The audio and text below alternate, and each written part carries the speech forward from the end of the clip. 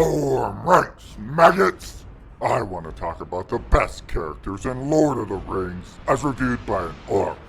This is going to stray far from the usual elf propaganda you've been lied to about. I'm laying down the cold hard truth of what really happened, and in cliche fashion, I made a list.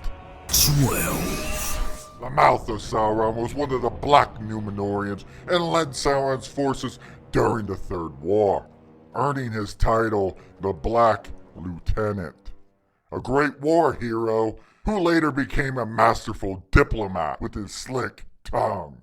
His smile was enough to rouse discipline in even the most insubordinate orcs. When off duty, he spent his pastime exercising his favorite hobbies of conspiracy, torture, and abuse of power. Had that oathbreaker Aragorn not broke his truce on the White Flag and committed a war crime by assassinating our trickster ambassador, we could have treated with the man-flesh and ended war peacefully. All we were asking for was a home, maybe a farm, and of course, complete domination of everyone. It takes more to make a king than a broken elvish play. 11. This next one is hot. We used to call him the Flamer, a former servant of Morgoth for whom the Balrog was only loyal to. He did his part though, protecting the mountain from those loud and disgusting, flea-bearded gut-draggers, until that awful fellowship broke in, created a disturbance, destroyed his bridge, and labeled him the bad guy. 10. Another fallen hero, Shelob the Great. Her ladyship was the strongest security measure Mordor could ask for in Cirith Ungol. She had the gentlest touch, putting trespassers into a peaceful slumber before punitive sentencing. She held sole responsibility of the region and acted sensationally as judge, jury, and executioner, until she was ultimately betrayed by her companion Golem and his filthy burglars. The orcs ate maggoty bread for 3 stinking days after her passing. 9. Lurtz was the perfect form of Uruk-hai, the most natural and ruthless hunter of men and alike. Lurtz was a champion of battling even the deadliest of pigskins. He did not know pain. He did not know fear. He knew only one thing: man-flesh. I mean, come on, look at this brutal combat. If Lurtz had one downfall, it was his capacity for self-destructive violence. He sacrificed everything to rescue the One Ring, and forever will be remembered as the most devoted freedom fighter. Also, did you know in the film, Viggo Mortensen actually used a real blade in this scene? He was supposed to use a stunt blade, but accidentally used a real one to stab Lurtz in the leg. Jackson liked Lurtz's reaction of licking his own blood so much that he decided to keep it in the movie. I think that's how it goes anyway. 8. Thanks to their fond love of murder and kidnapping, Saruman appoints Mauher and Ugluk to follow their leader in rescuing the One Ring. After Lurtz's defeat, the other orcs mourned the loss of their mighty commander, but these 2 natural-born leaders took control to deliver their cargo, alive and unspoiled.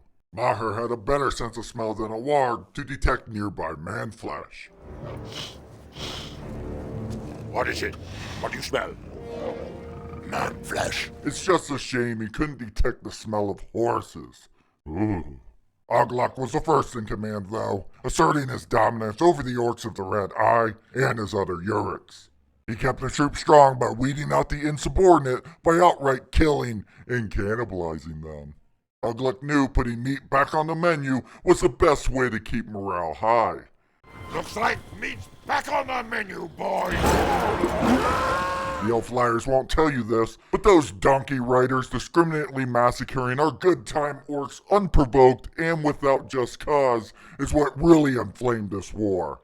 Sauron did nothing wrong, but tried to keep the lands safe for his people. 7.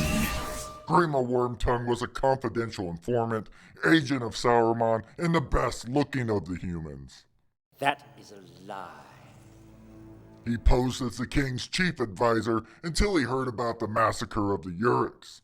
That's when he decided to remove our opposition, including the king's son, and the most loyal commander and soldiers to the crown. Grima wanted to remain active king and help shape a world that was safe for orcs. He only asked for a small payment in return. I can hardly blame a man of his age who only wanted to continue his bloodline. But like most humans, he couldn't be trusted. He did give me a great recipe though. He called it Lotho Sackville Baggins. Whatever that means. Saruman brought us out of the Imperial Age and into an industrial one. Once Saruman offered us a stake in his new company, it was all about production and profit. We suspected foul play though, because Saruman was a known ally to the deceptive Elves. Those bird-boned bark sniffers were likely behind all of this, because what better way to grow your arms business than to start a war, arm your enemies, and demonstrate exactly how effective your weapons are. It was simply orchestrated supply and demand. 5. The Orc Olympic torch runner was the most famous athlete and admired by most orcs. He holds the world record for the fastest bomb sprinting, even after suffering 2 major injuries during his run. His feats of athleticism are legendary and inspired a whole line of footwear and sports grog. We orcs would have been wealthy beyond imagination had we not come in second place in this war. 4. The Steward of Gondor. That's right. Gondor was an inside job, collaborated with Denethor, but things didn't quite go according to plan.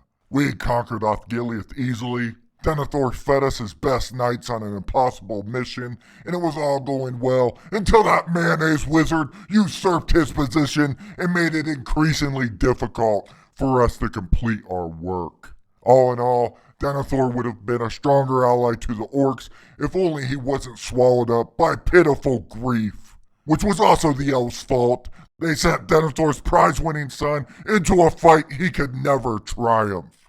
The Knife Ears issued his death sentence, not the orcs. 3. Gothmog was a mighty commander, leading from the back of his whip masters. He's an experienced leader and quite capable strategist, using tactics of intimidation, stealth, and Fear. The city is rank with it. Gothmog employed psychological warfare expertly, scaring the filth out of those maggots. He commanded all ground forces from catapults to siege towers to massive battering ram. He was such a great orc. He was sadistic, merciless, and clearly had courage fighting alongside his orcs. He even put himself on the front lines of arrow fire. We orcs still don't understand why, but he was an inventive orc. I'm sure he had his reasons. He was still brave enough to order orcs into huge corpse piles at the front of Minas Tirith. As sharp as he was, I think he wanted to build stairs out of us. Get back there and smash it down! But nothing can reach it! Yes, very clever, using us for his wooden battering ram despite ordering Grand to be on the way.